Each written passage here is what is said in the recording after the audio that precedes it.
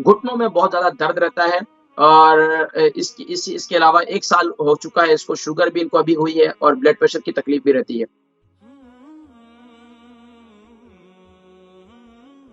अस्सलाम वालेकुम।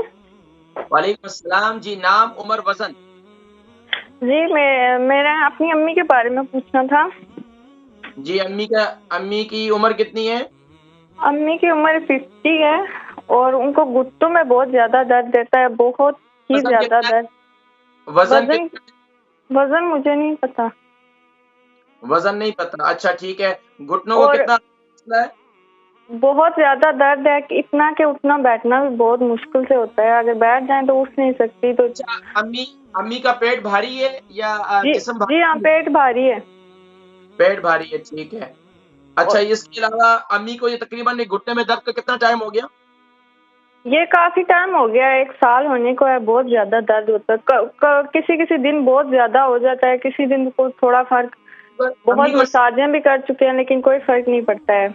अम्मी को शुगर है? शुगर हाँ, तो अभी स्टार्ट हुई है। अच्छा, शुगर भी है उनको। अच्छा, ब्लड प्रेशर कैसा रहता है अम्मी का? वो ठीक ही है, बस पिछले दिनों थोड़ा-सा था लेकिन अभी ठीक ही है। चलें ठीक है, आप लोग और ख़्याल किया कीजिए, और जी? मैं ज़िक्र करता हूँ, आप लोग ख़्याल किया करें, अम्मी की खिदमत और करें, ठीक है? बहुत शुक्रिया कॉल करने का जी। उनकी उम्र 50 साल है और वज़न नहीं बता सकी, बता रही थी कि उनका पेट जो है वो बढ़ा हुआ है और यानी वज़न ज़्यादा है तकरीबन।